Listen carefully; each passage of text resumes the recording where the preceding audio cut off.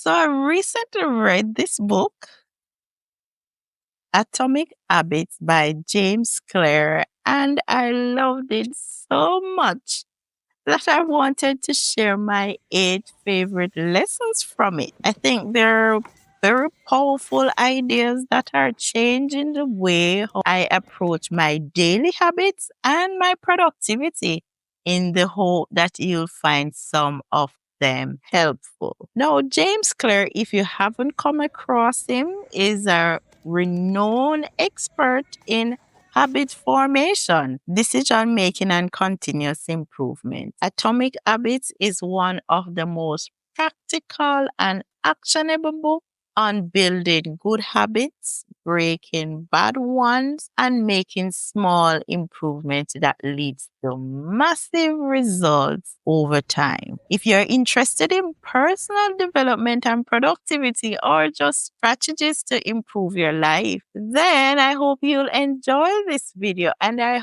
hope to do this more often just to highlight some of my favorite books as I'm working on myself. I can share these lessons with you. So let's just get into the lessons. So lesson number 1, time. James Clear suggests that success is not about making huge drastic change. It's about making 1%, yes, 1% improvement every day, small changes. And these changes add up in a way that can transform your life. For example, if you improve just 1% each day, by the end of the year, you'll be 37 times better than when you started. And this principle is called the aggregation of marginal gain, and this is how high performing athletes and successful entrepreneurs and top performers in any field reach the level of mastery. So we move on to lesson number 2, which is focus on systems and not goals. So a lot of us set goals like I want to lose weight or I want to make more money. But James Clear is arguing that goals alone don't lead to success. Systems do. One of your goals might be to run a marathon, but if you don't have a system for training consistently, you'll never get there. So instead of focusing on the outcome, you focus on the process of getting to the marathon. So it's the preparation to get to the marathon. Or for example, if you want to write a book, focus on writing 200 words per day or even 100 words per day. If you want to get fit, you focus on going to the gym at least 2 to 3 times per week. And if you want to save money, you should focus on automating small percentages of your income into your savings. So you automate that, you're not even see it, it just happens. Small change over time. So the idea is to create the identity that leads to success, not just motivation or willpower.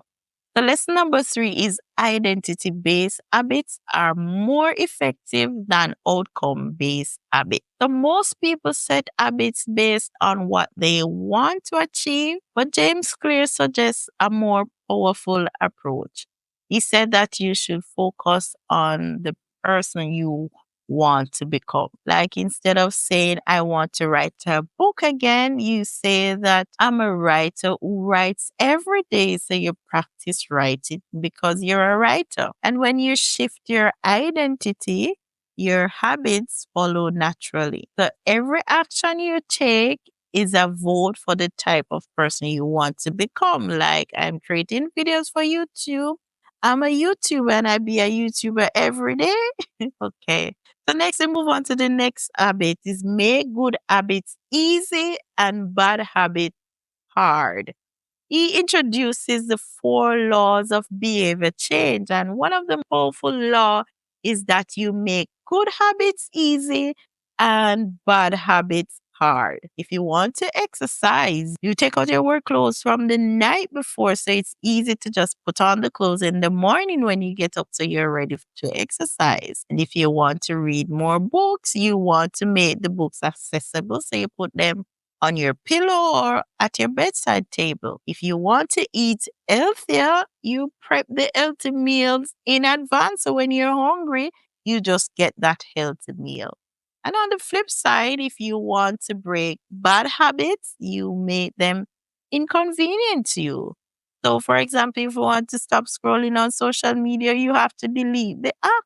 If you don't have the app, you can scroll. If you want to avoid keeping junk food in your house and you want to eat healthier, then you just don't buy the junk food. Or you want to set website blockers if you want to stop wasting time on certain shopping websites, for example, you'll do that. So small changes in your environment can make or break your habit. The habit number 5 is the 2-minute rule.